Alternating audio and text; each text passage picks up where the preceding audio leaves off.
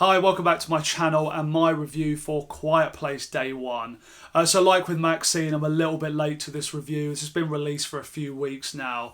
But it's one I wanted to share my thoughts with you on because I've been really excited to see this. I'm a massive fan of the Quiet Place world. I love the first two films. I've seen them a number of times and I was really excited to see what they were going to do with this prequel story. I thought it was a cool direction to take the story in, do something new with it. And the only thing I was really nervous about is the fact that we had a new director with Michael Sarnowski, not a director I've ever heard of before. But I loved what John Krasinski did with those first two films. But the fact that he's still having a hand in the producing and the writing and everything like that, I still very much had hope for this. And I thought the trailers looked great. So did the movie live up to my expectations? I'm kind of a bit torn. It's a good movie. I did like it, but I would say it's not quite as good as I wanted it to be. I think that's how I feel about it at the moment. It's definitely a good movie, but I think your expectations from this will play into how you feel about it. I am trying to kind of avoid reviews more these days before I see a movie. I'm finding they sort of mess with my mindset a bit when I'm watching a movie. I'm kind of expecting certain things, or I'm ready to dislike a part of it or ready to like something about it. So I'm trying to go in now knowing as little as possible before I see these movies. But as another addition to this Quiet Place world, I think it is a good film, but I don't think it really expands the story in the way that maybe I would have liked, and I think maybe as most people would have liked. But getting into some story here, we're following this character played by Lupita Nyong'o, and she is a cancer patient. She's living in a home and they're having a bit of a day out in New York City, and you're following her a day in the life as this alien invasion first hits the city. Like the moment these meteors or whatever it is coming down hits Earth at this location, you see it all unfold and all of the chaos and, you know, all of the response from the military and the emergency services in this event, and you're just kind of following this character as she sees all of this happening in front of her eyes. So it was a nice direction to take the story. I think it was an interesting way to go. I love Lupita Nyong'o as well. She's a extremely talented actress. I love to see that she's still doing horror as well, which I think is really cool. And I also liked the other character played by Joseph Quinn. People were saying to me after my group that I went to see this with, they were like, oh, that's the guy from Stranger Things. And literally just now, as I put the camera on to start filming it, it's just registered with me which character he played in Stranger Things. So all credit to him as an actor playing a very different character here. I think they have a nice chemistry between the two of them. I love the kind of interactions and how it's kind of there's this whole sense that runs through this movie where it's like, no matter what's happening, you know, if the world is ending, we should always make the most of these moments, because you never know sort of how much time you've got left, especially in a situation for these two characters where there's an end of the world event happening.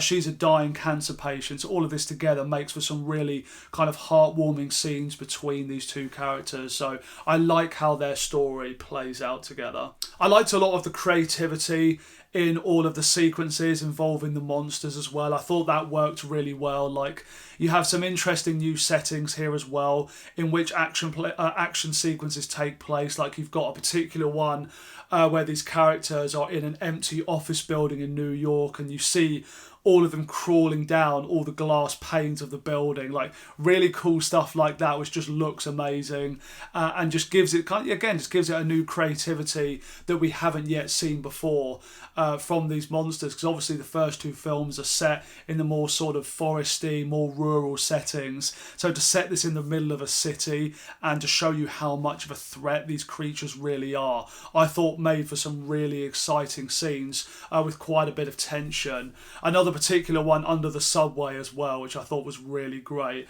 and just seeing how difficult it is to keep absolutely silent in some of these situations, I thought made for some real nail-biting scenes, which I really enjoyed.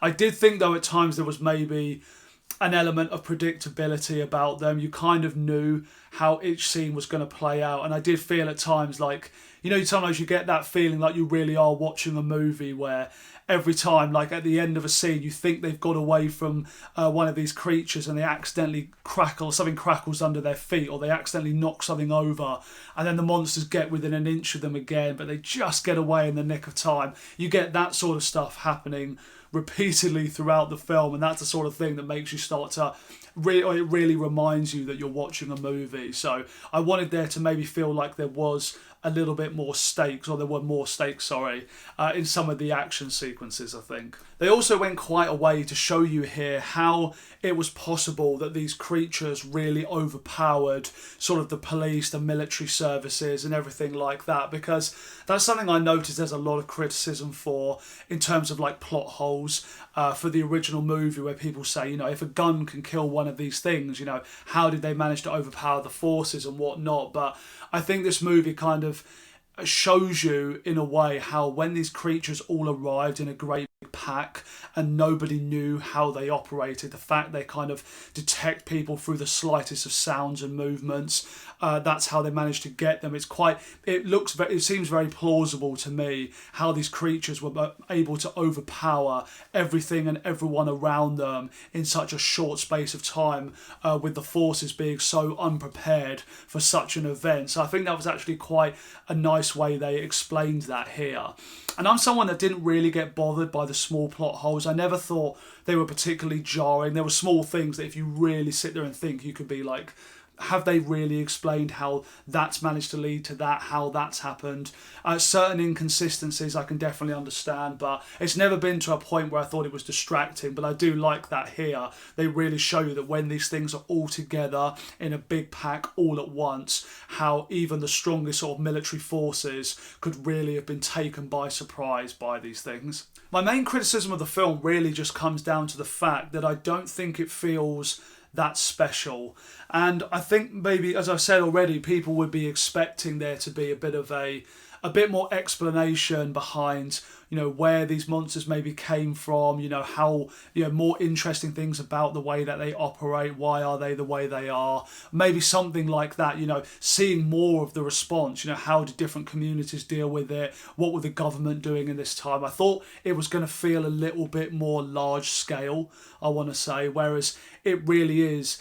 My friend Josh, he actually said it best after we watched the film. He said it feels like a short story spin-off that's been turned into a feature-length movie, and I can't agree with that more. It's that feeling of, you know, they just wanted to have a very isolated little contained story within the Quiet Place universe. You know, everything that takes place in terms of the alien invasion is really a backdrop for a more emotional character story.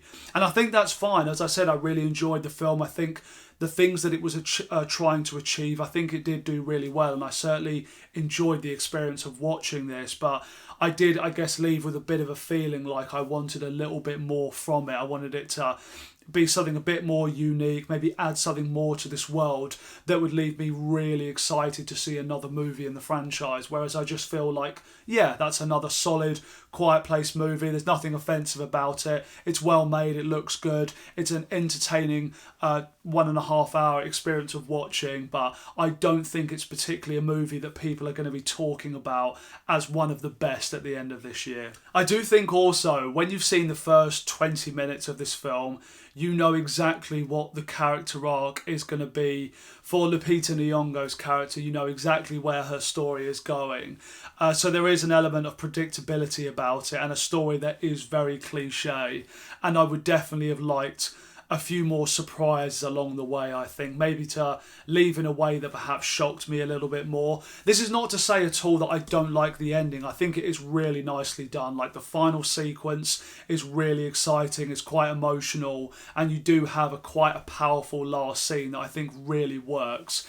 But despite that, as I was leaving the movie, I thought to myself, like, yeah, once you've seen the first minutes and how they set this character up, anybody will be able to guess exactly where her story and the direction of the movie is going. So I think I would have liked maybe a few more surprises along the way. So overall, I do think this is another solid addition to the Quiet Place franchise. I did really enjoy the movie. I just feel like it's nothing particularly special. I don't know whether people are still going to be talking about this in a year's time. I think, even though I really enjoyed the movie, I do feel like there's something about it where it just doesn't feel particularly stand out. You know, in terms of horror, I think there are already movies that people are talking about which are going to have the attention for the rest of the year. And I think Quiet Place Day One is going to get lost amongst that. But that's not to detract from this movie or discouraging you from going out to see it. It's definitely a movie I'd still recommend, especially for people that love the world of Quiet Place. So I am still going to give this movie a 3.5 out of 5 rating. So that's all my thoughts for you on Quiet Place Day One. Please do let me know down in the comments what you think of the movie if you've already seen this. Please also consider like and subscribing to the channel if you've been enjoying my content. Thanks so much for watching, and I'll see you next time.